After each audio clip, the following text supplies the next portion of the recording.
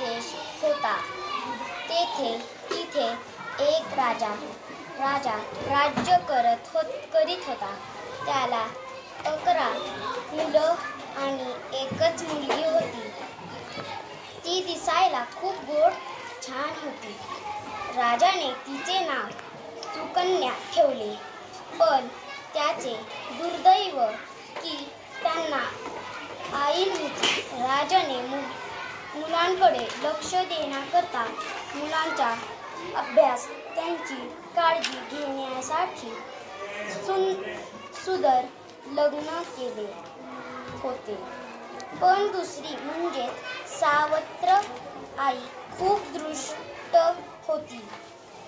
पहिल्या दिवसापासूनच तिने तिचा स्वभाव दाखवायला सुरुवात केली. जरी त्यांच्याकडे कसलीही कमी नसली तरी आईच्या मायेला ती पोरकी झाली होती. ती सुद्धा राजाचे काही चालत नसे.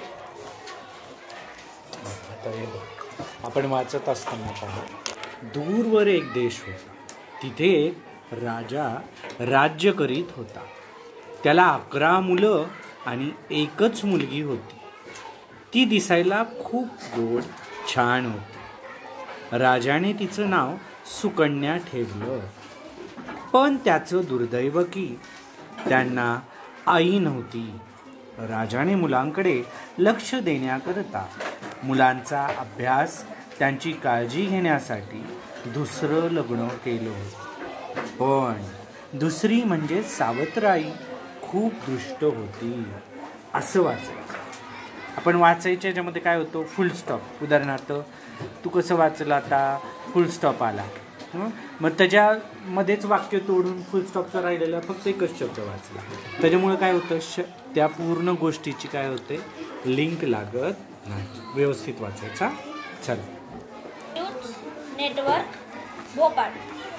मनोरुग्ण असलेल्या एक व्यक्तीने गाठ झोपलेले असलेल्या 8 कुटुंबातल्या कुऱ्हाडीने वार करून हत्या केली व त्यावर घडसाप लावून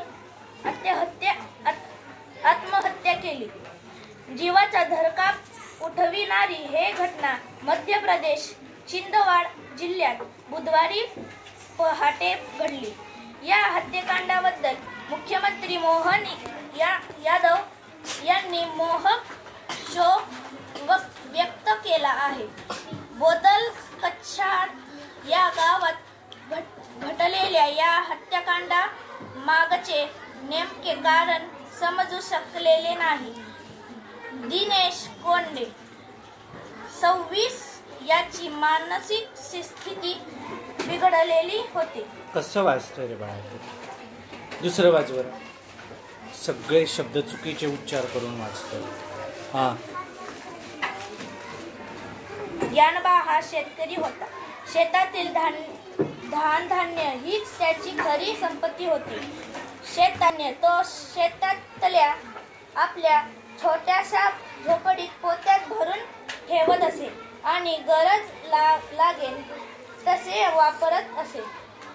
पावसाळ्यापूर्वी मात्र ज्ञानबाला धान्य घरी न्यावे लागत असे किंवा पिकू तरी टाकावे लागत असे, कारण शेतातील त्याची झोपडी तोटकी होती. एकदा ज्ञानबाला शेतात मोठे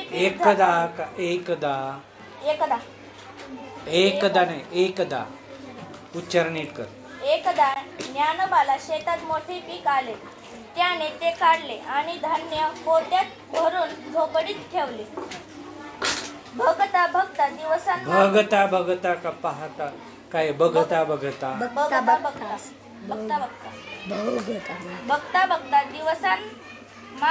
दिवस महिन्यामागून महिने निघून गेले. पावसाळा तोंडावर. पावसाळा का पावसाळा? पावसाळा. कसा रे उच्चार करायचा? पावसाळा.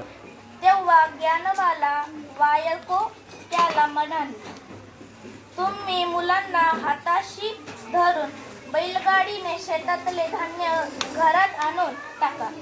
तेव्हा पाऊस येईल. याचा नेम नाही. त्यावर आकाशाकडे बघत ज्ञानोबा आपल्या बायकोला म्हणाले. बायकोला का बायकोला? बायकोला. कसे उच्चार करतो? हा. अजून तर आकाशात एकही ढग नाही. अजून तर आकाशात एकही ढग नाही. तू धान्याची काळजी करू नकोस. काळजी नाही, काळजी करू नको. मी माझ्या एक मित्राला धान्य वाहायला सांगितले आहे. तो धान्य वाहून देणार आहे असे सांगून 2-4 दिवस निघून गेले. पण ज्ञानोबाचा मित्र काही धान्य वाहायला आला नाही. मात्र थो पाऊस कोसळला. त्याने ज्ञानोबाच्या धान्याची नासाडी झाली. त्यावर ज्ञानोबाची बायको म्हणाली. बायको नाही, बायको म्हणाली, तुम्ही दुसऱ्यावर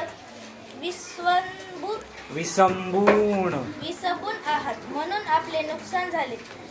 स्वतःच काम केले असते तर एवढे नुकसान झाले नसते. नुकसान नाही, नुकसान झाले नसते. उच्चार तेच आता आपलं चाललंय.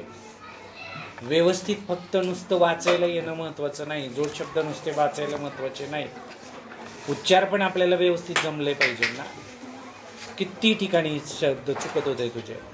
उच्चार नाही, चुकणं म्हणजे उच्चार सुद्धा चुकीचे येणं म्हणजे ते पण चुकलंच आहे. ड आणि ळ याच्यामध्ये फरक आहे ना.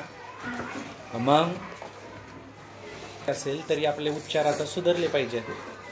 किती वर्ष झाले आता आपण वाचतोय हे? पुण्यात येऊन किती वर्ष झाले? 15. काही पॉईंट वेळ आहेस का? 3 वर्ष झाली तुला पुण्यात येऊन. कितवीला आलास तू पुण्यात?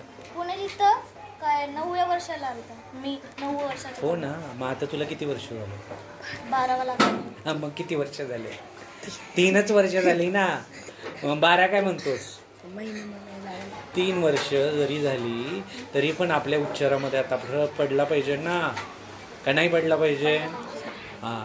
ळ ड हे उच्चार करताना लक्षपूर्वक वाचायचं. आलं लक्षात? आणि तुटत असं वाचायचं नाही. व्यवस्थित वाचायचं, लयबद्ध वाचायचं.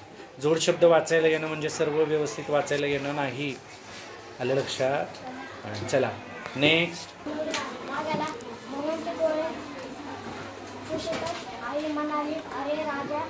हा. पटपट जाऊन कुठं जायचंय आपल्याला?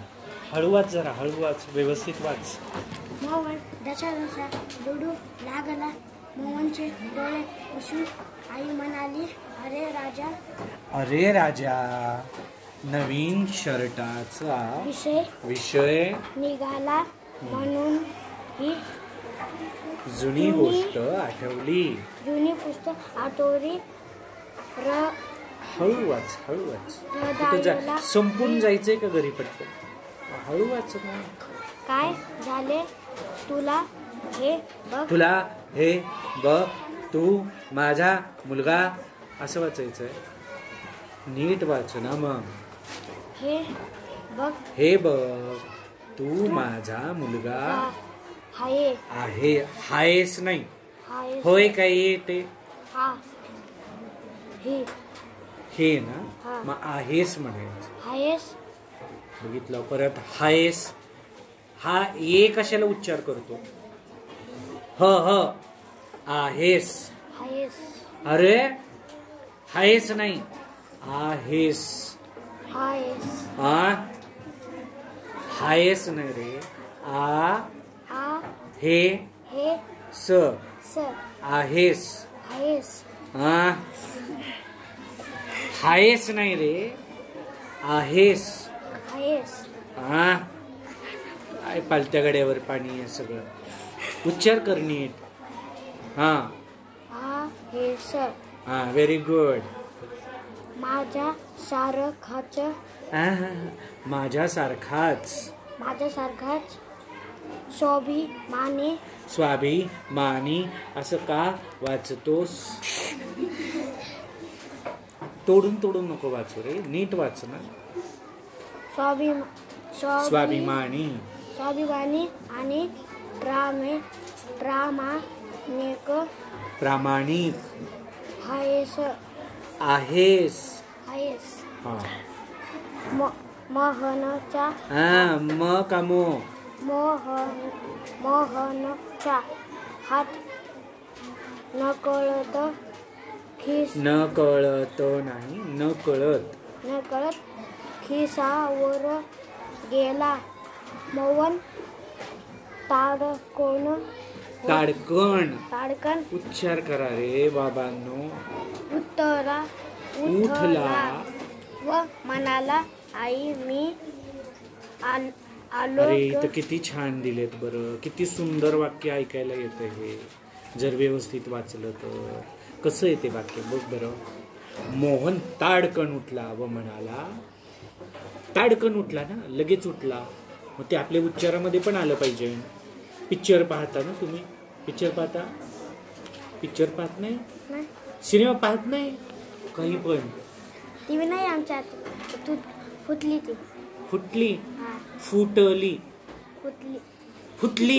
अरे कसं रे. मी लास्ट टाइम पण तुम्हाला तेच समजून सांगतो.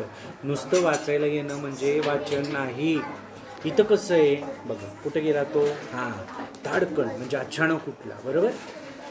नाटकामध्ये कसं बोलतात असं मोठ्याने की नाही. वजन एखाद्या शब्दावर टाकायचं असेल, उदाहरणार्थ मोहन कसं वाचणार? मोहन ताडकन उठला व म्हणाला, आई मी आलो ग. अरे बरोबर की नाही? अरे तिथं थांबली आई. अरे म्हणून थांबणार आहे. बरोबर की नाही? मग तसं तुम्ही वाचत असताना सुद्धा असं म्हटलं पाहिजे की जणू काही एखादं नाटकच चाललं. इतकं सुंदर वाचलं पाहिजे. त्या ठिकाणी तुम्हाला का दिलेले आहेत? चिन्ह का दिलेले आहेत? त्या ठिकाणामधला ते वाक्याचं गहनता तुम्हाला समजली पाहिजे. आणि यासाठी हा आता आपण 5वीत जाणार की नाही. आणि मग असं एक्सप्रेस चालू झाल्यासारखी वंदे भारत आहे का? निघाली की निघाली, कुठे स्टॉप नाही, काही नाही. हा ढसा रडू लागला.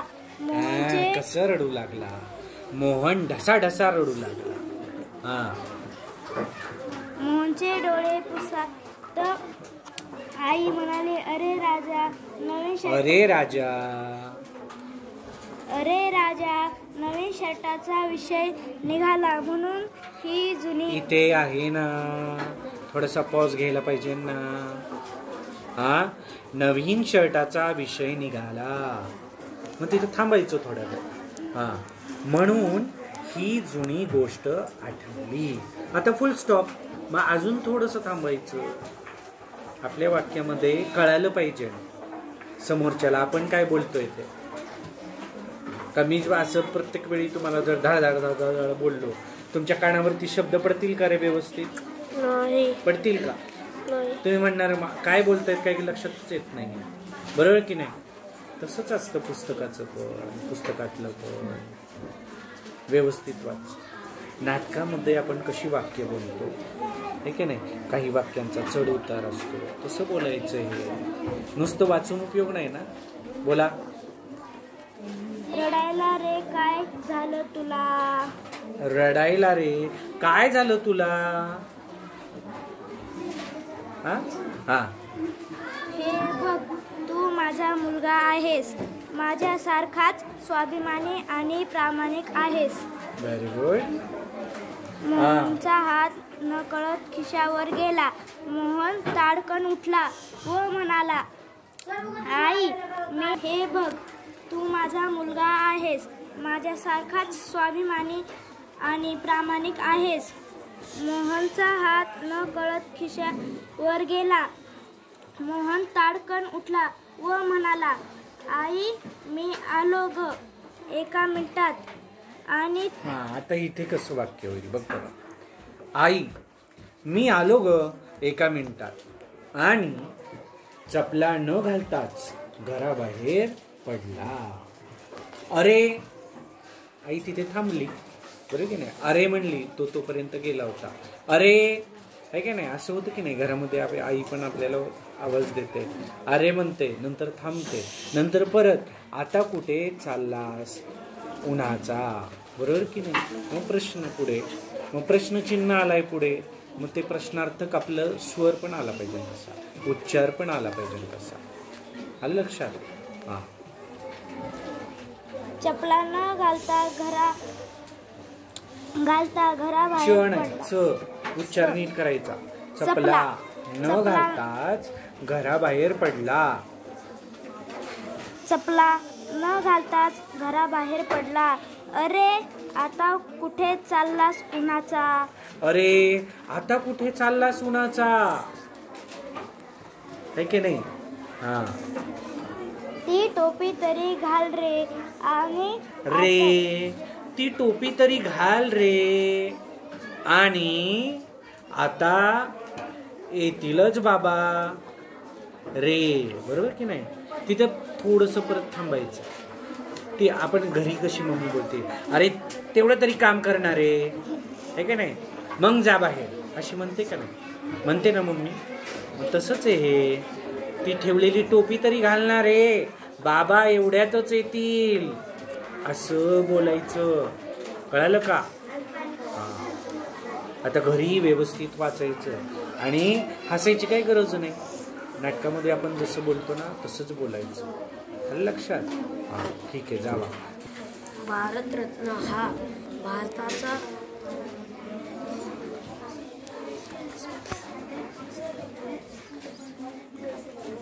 सर्वोच्च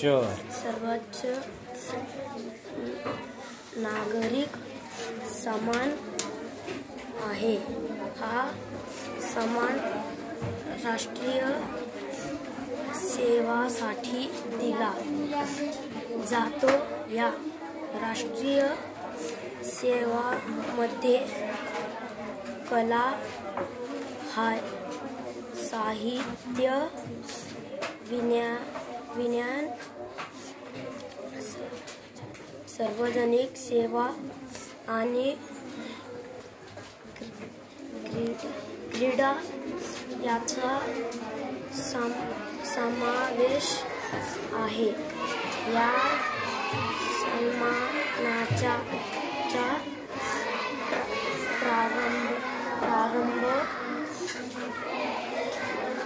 2 रोजी 1953 नाही, 5वर 4, 50 आणि 4, 50 आणि 4 किती झाले?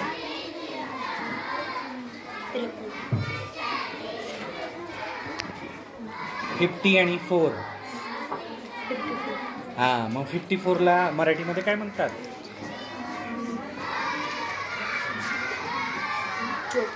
54.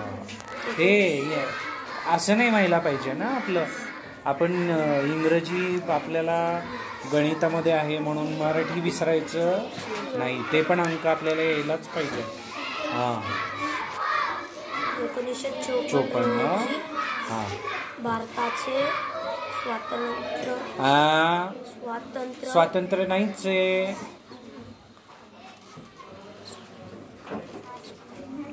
तत्कालीन राष्ट्रपती डॉक्टर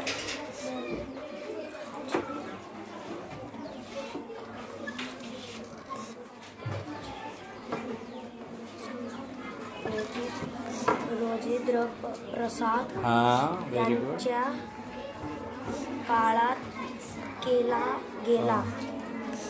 बरोबर, छान. इकडे ये बाळा, आपण त्याचं बघूया. बघा, बोडके. बरोबर, बोडके पहा. विद्यार्थी आपल्याकडे मागच्या महिन्यापर्यंत नव्हताच. डायरेक्ट हा 25 तारखेला आलेला आहे. 25 तारखेपासून आपण त्याचं सुरुवात केलं आणि हा मागच्या वेळेस स्तराला सुद्धा ॲबसेंटच होता. हा डायरेक्ट 25ला आलेला आहे आणि आता जवळपास त्यांनी छान प्रगती केलेली आहे. अतज्ञपासून आपण सुरुवात केली होती. बरोबर आहे की नाही? तिचा अभ्यास 25ला आल्यापासून अतज्ञपासून त्यांनी जोडाक्षरं म्हणजे एवढ्या ह्या 8 ते 10 दिवसामध्ये बऱ्यापैकी तुझी चांगली प्रगती झालेली आहे. आता हळूहळू रोज घरी शब्द असे वाचायचे. लक्षात? फक्त पुस्तकाचं नाही, तर ज्या पद्धतीने वर्तमानपत्र असेल, कोण पेपर असतील, मासिकं असतील, ते वाचण्याचा प्रयत्न करायचा. म्हणजे नवीन नवीन शब्द तुला कळतील. ओके, आता अंक देऊया आपण तुला. हां, तर लिही बरं अंक.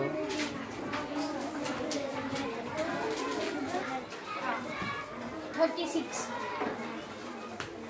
पहिली पण लिहायची.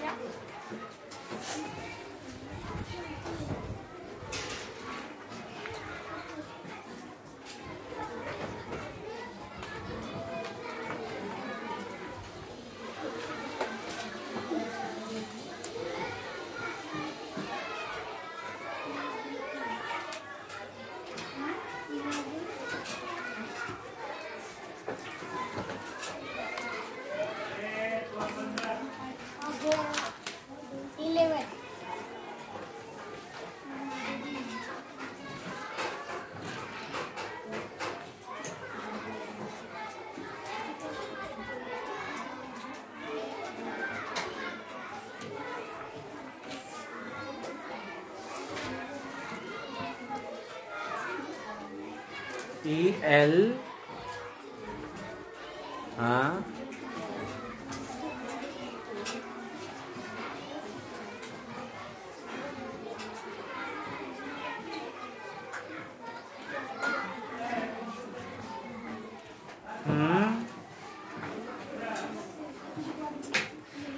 ELE. आठव.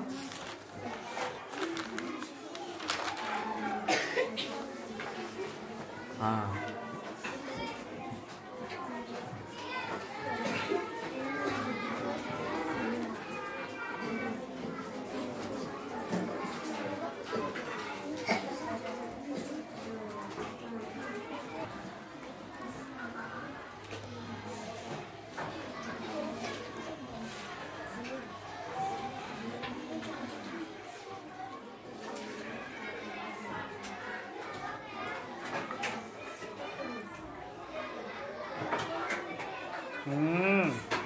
ELE.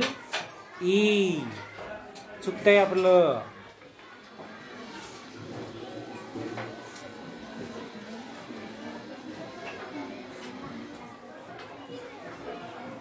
ELE. अरे काय लिहितोय स्पेलिंग? ELE.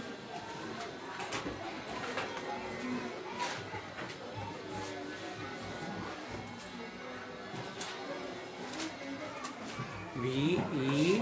हाँ, बरोबर आहे. हाँ, ELE VEN. हाँ, 9.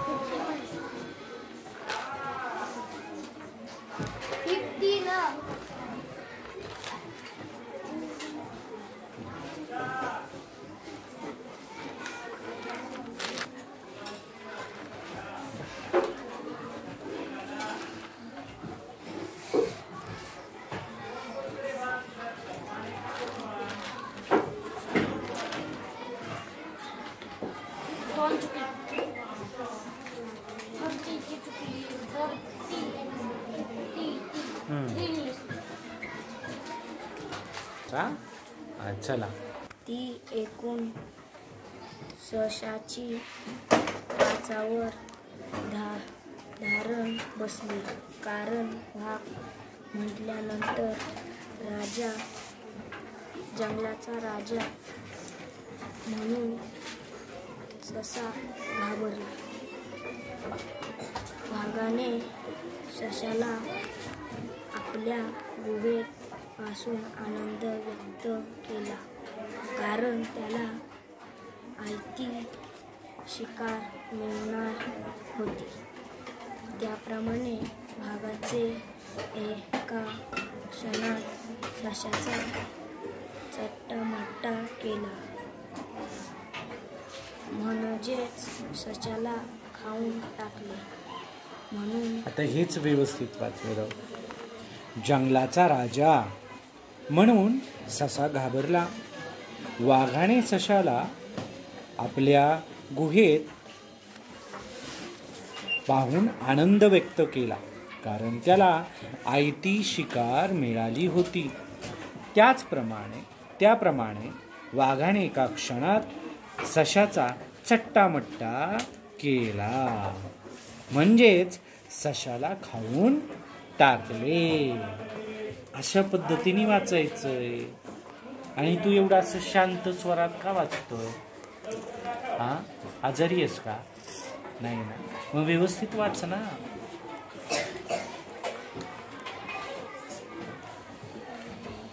म्हणून प्रत्येक माणसाने एखाद्या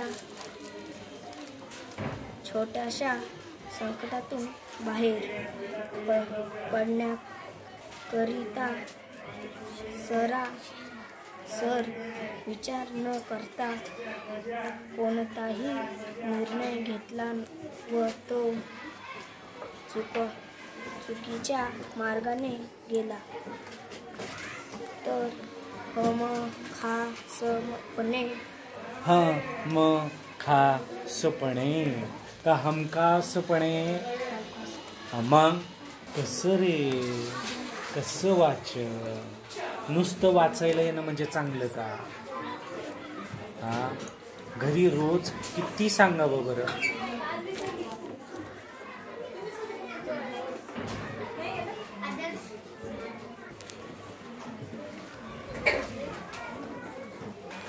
ज्ञान बाण रे, कसं उच्चार ज्ञानबा.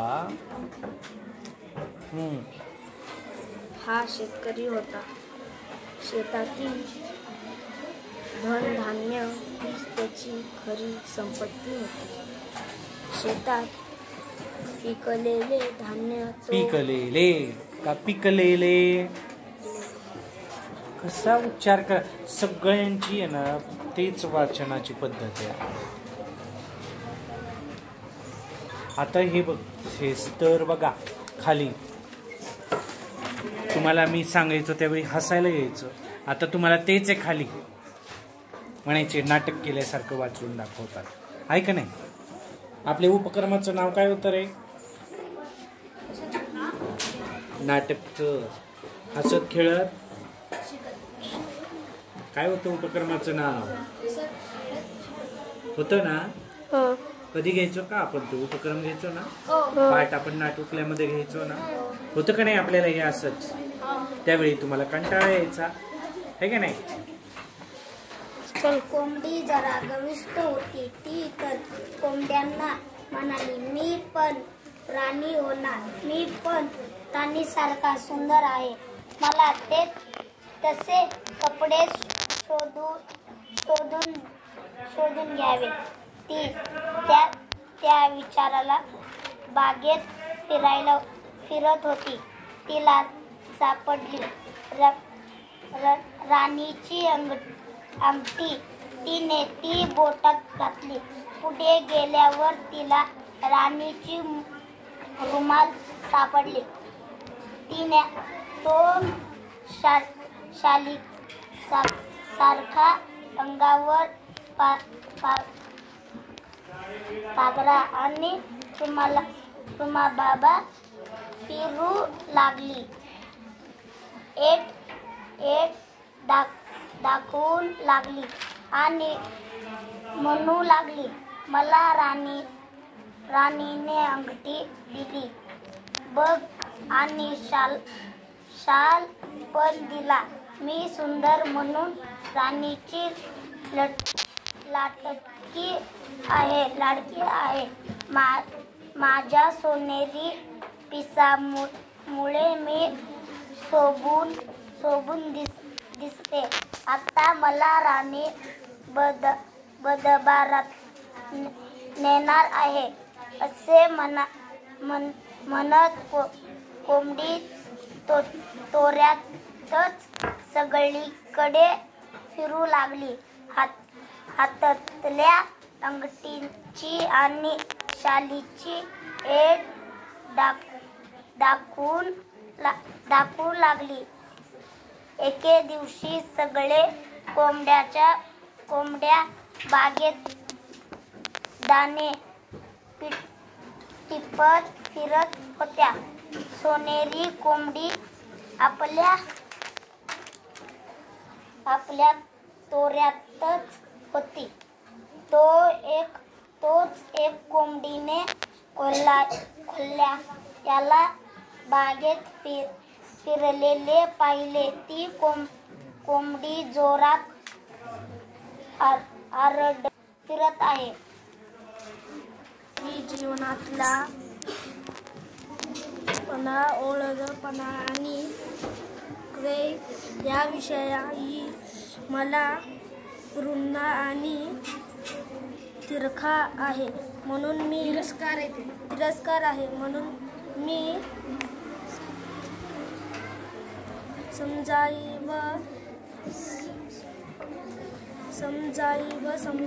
आहे. असे थोर समाजवादी आणि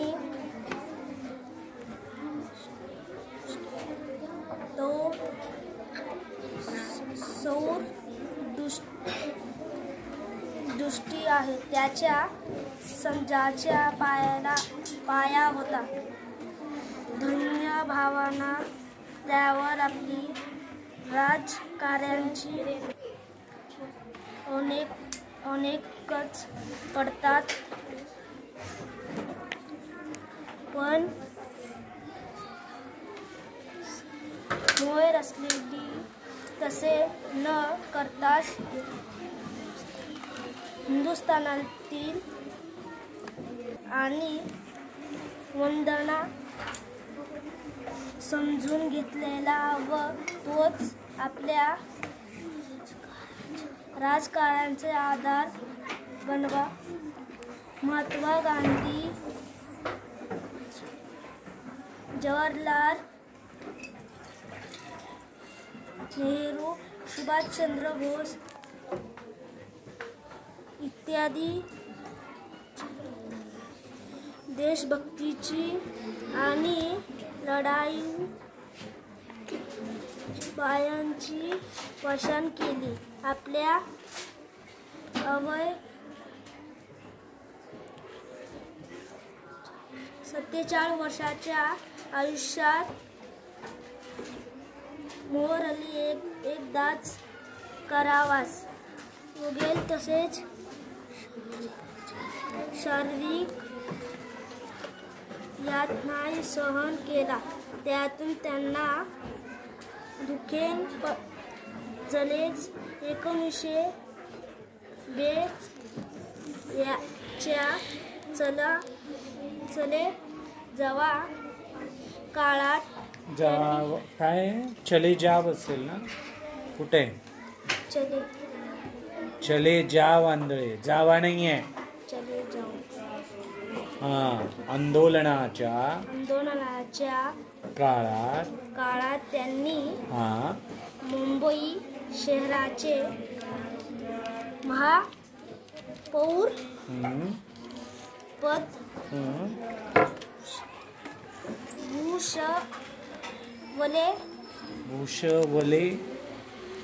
भूषवले होते. आधुनिक भारताच्या आधुनिक नाही, आवर अनुस्वार आहे का? आधुनिक आहे का? आधुनिक भारताच्या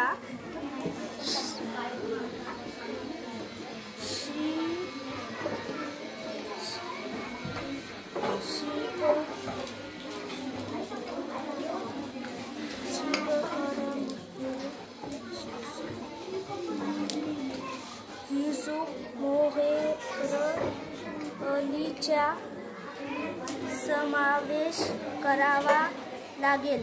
आजच्या काळात एका बाजूला तरुणांमध्ये चांगला वाद, वैधानिक स्वाद तरी यद्वाद आणि कळी कापू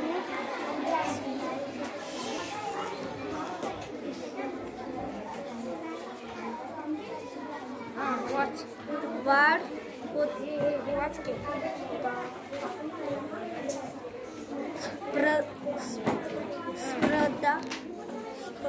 स्पर्धा वाढत आहे, तर दुसऱ्या बाजूला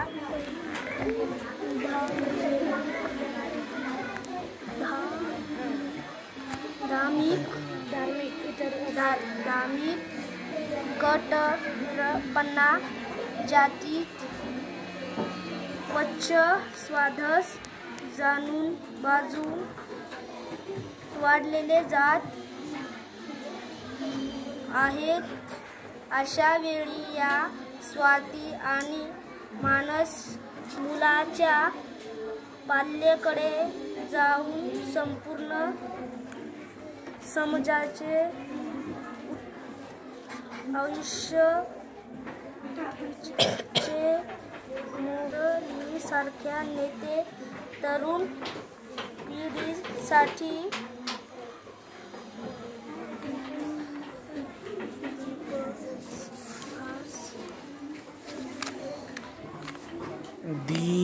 दीपस्तंभा सारखे, दीपस्तंभा सारखे.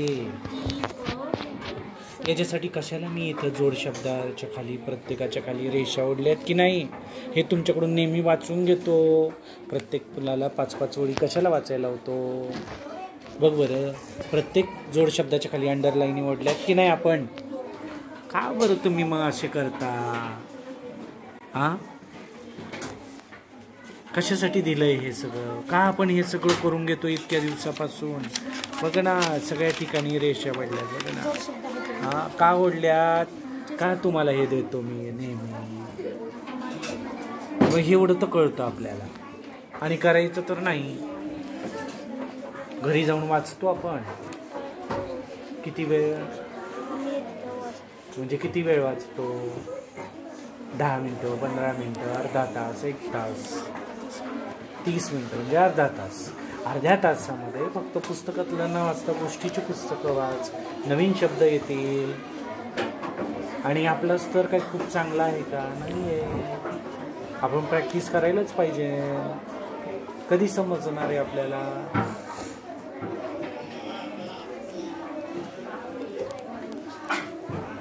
आता घरी गेल्यावर प्रॅक्टिस करा. नुसतं जोड शब्द वाचायला येणं म्हणजे वाचन नाही. हां, घरी अर्धा तास वाचतोय, व्यवस्थित वाच, स्वतःसाठी वाच, समजून घेण्यासाठी वाच. नुसतं पोपटपंची करायचं नाही आपल्याला. त्याचा अर्थ समजून घेऊन आपल्याला वाचायचं. कळलं? आता घरी करणार प्रॅक्टिस? हां, चला.